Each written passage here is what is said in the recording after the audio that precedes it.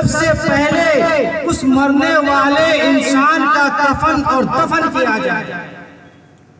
सबसे पहले मरने वाले की फिक्र इस जो इंसान मर गया उसके सिलसिले में उसके खानदान वाले को, उनके रिश्तेदार को, उनके गांव वालों को इस बात की फिक्र होनी चाहिए कि जितनी जल्द हो सके उसको नहलाकर, कफन पहनाकर, जनाजा पढ़कर उनको कब्रिस्तान में उनको कब्र में रख दिया जाए, उनको मिट्टी दे दी जाए। सबसे पहला हुक्म ये है। लेकिन हम लोग क्या करते हैं, किसी का इंतकाल हुआ, फट से इस बात का मशवरा करते हैं कि गाय ज़बह करेंगे या आलूसी काम चल जाएगा, भोज करेंगे या नहीं करेंगे। शरीअत ने भोज करने का हुक्म दिया ही नहीं है।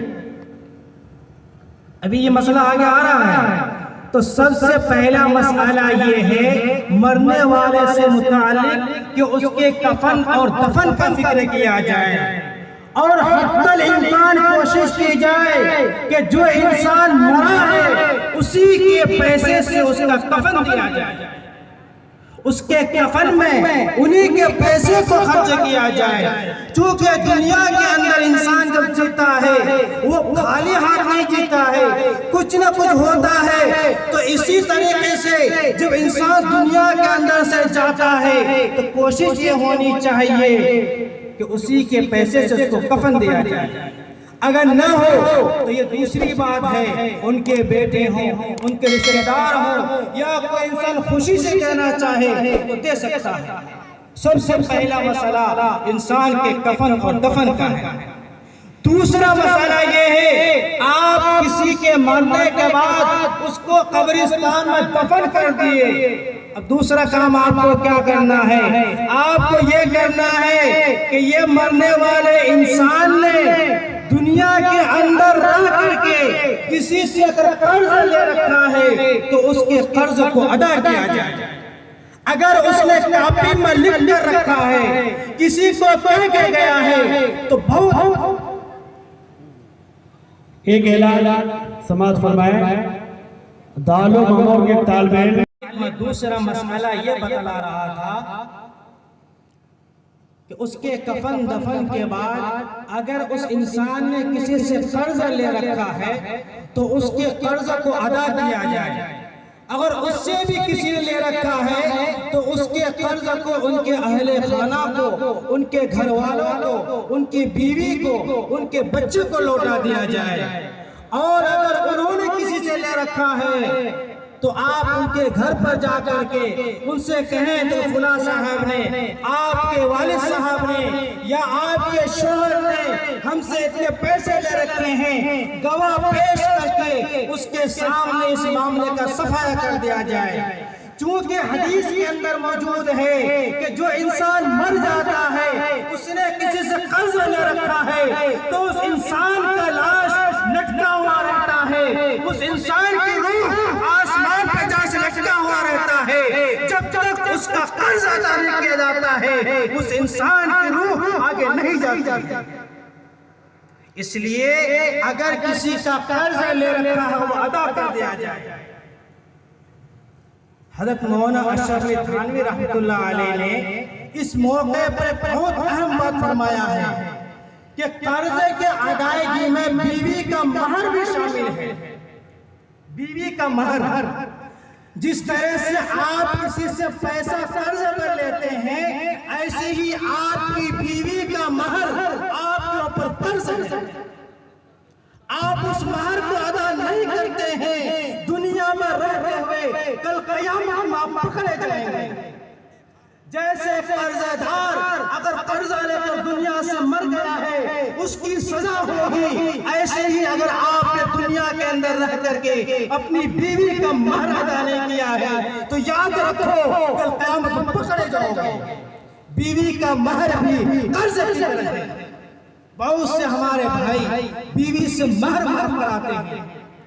हज़रत थानवी रहमतुल्लाह अलैह ने फरमाया है कितनी बेगैरती की बात है एक जवान आदमी होकर के, एक हट्टा कट्टा मुस्टंडा होकर के लाखों का कारोबार करता है, करोड़ों का कारोबार करता है, दुनिया में तरह तरह से पैसा कमाता है, लेकिन एक बीवी का महर अदा नहीं करता है, बीवी का महर अदा नहीं करता है। बेगैरती की बात है, बीवी से महर का माफ कराना बेगैरती की बात है। एक जवान के लिए, एक इंसान के लिए, एक इंसानियत की बात नहीं है कि बीवी का महर माफ कराए। सबसे बड़ा मसला यह है कि बीवी का महर इस जमाने में बहुत बड़ा बनता है, बहुत, कोई 9 लाख का, कोई 10 अशरफी का, कोई 20 अशरफी का, जो मन चाहे बांध देता है। जब हम सवाल करते हैं इतना महर क्यों बांधते भाई, बात लोग यूं जवाब देते हैं ताकि अपनी बीवी को छोड़ न दे। है थाने लिखा है जिसको छोड़ना होता है चाहे आप करोड़ रुपए का महर रखिए तब भी अपनी बीवी को छोड़ कर रहेगा। क्या आपके सामने इतनी मिसालें नहीं है? कितनी बच्चियों का निकाह हो गया, अक़द हो गया, किसी से फोन बाजी किया, छोड़ के चला गया। आपने क्या उठा लिया उसका? क्या उनका महर वापस तुमने उसे ले लिया? नहीं लिया, तुम्हारी बेटी को मार करना पड़ा। हजारों मिसालें हमारे मुआशरे के अंदर मौजूद हैं। इसलिए महर जिस तरह के से पैसा कर्ज पर लेते हैं, ऐसे ही आपकी बीवी का महर आप पर कर्ज है।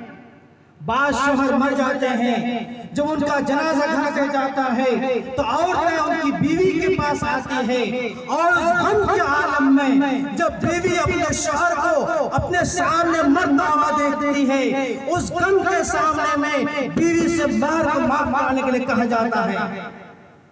एक तो बेचारी पहले से कम है, फिर ऊपर से महर माफ कराने के लिए कहा जाता है। ये सरासर जुल्म, सरासर जुल्म है। इसलिए इस बात को गौर से याद रखिए, जिन लोगों ने अदा कर दिया है बहुत अच्छा, जिन लोगों ने अदा नहीं किया है आज नियत कीजिए इंशाअल्लाह मौत से पहले साथ अपनी बीवी का महर अदा कर देंगे, करेंगे इंशाअल्लाह। इंशाअल्लाह अपनी बीवियों का महर अदा करेंगे, कोई नहीं करेगा। अरे भाई नियत तो करो, हाथ उठाकर सब बोलो जिनकी भी बीवी है इंशाअल्लाह सब अपनी बीवियों का महर अदा करेंगे, सब करेंगे भाई। ये कर्ज है, कर्ज, ये कर्ज है, अगर अदा नहीं करें कल क़यामत पकड़े जाएंगे। इसलिए याद रखना।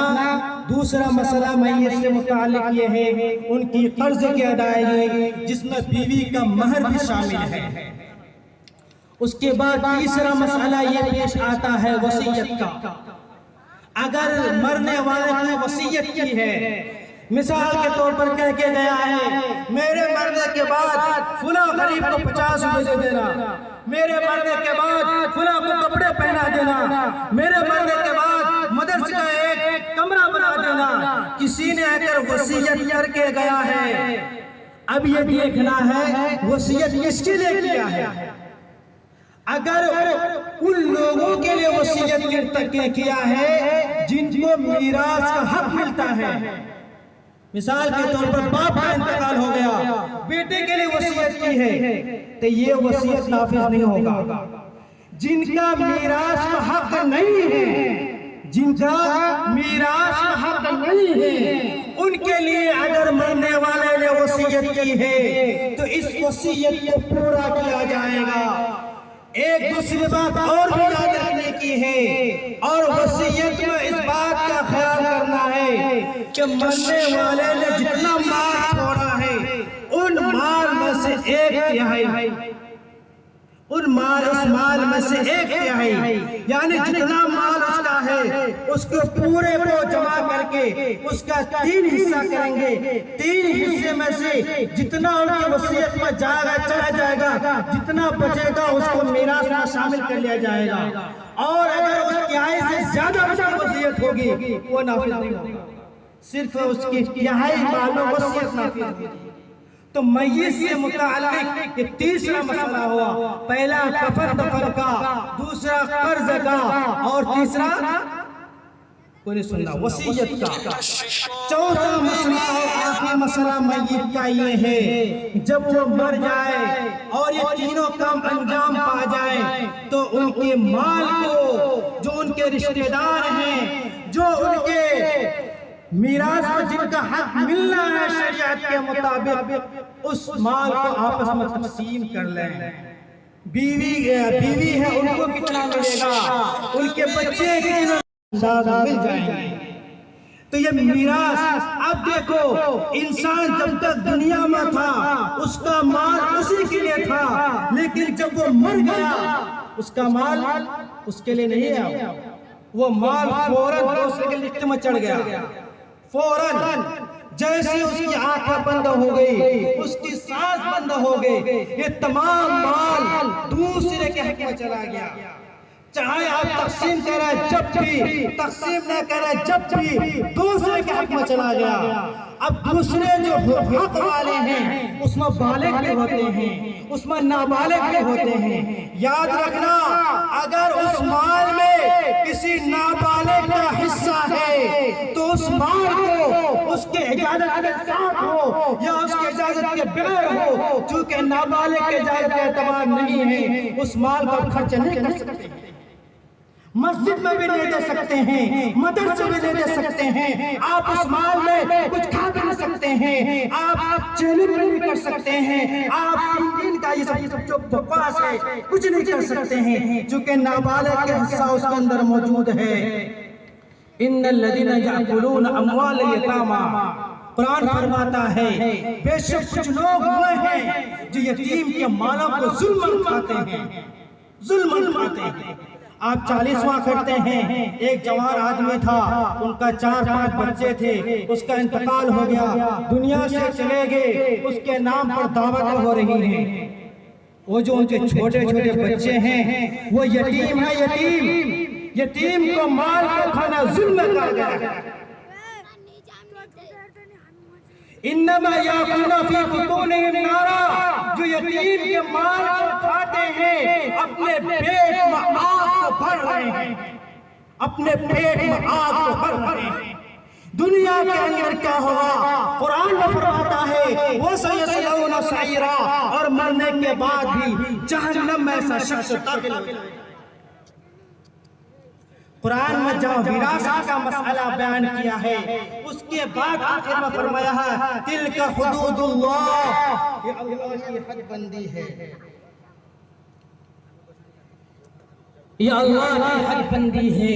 यानी जो विरासत का मसला बता दिया गया है उसी के मुताबिक आपको उस मसले का हल करना है। लेकिन हमारे यहाँ अब देखो है थानवी रहमतुल्लाह अलैह ने फरमाया है कि जब इंसान के मरने के चंद दिन बाद ही कफन दफन हो गया, उसके कर्ज अदा हो गए, उसकी वसीयत को पूरी कर दी गई, अब जितना जल्द हो सके 1 दिन में 2 दिन में उसके विरासत के मसले को हल कर लिया जाए। उससे आसानी ये है, उस वक्त इंसान गम में रहता है, उस वक्त जिस तरह जिसको कहे हुए मान जाएगा, लेकिन जब इंसान के मरने का वक्त दूर हो जाता है तो ऑटोमेटिक उनके चाहने वालों के दिल भी सख्त होते चले जाते हैं।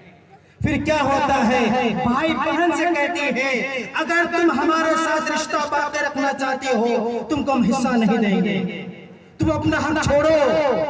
क्यों भाई, तुम कौन उसको हक देने वाले हो? उनको हक तो अल्लाह ताला ने दिया है, उनको हक तो अल्लाह ताला ने दिया है।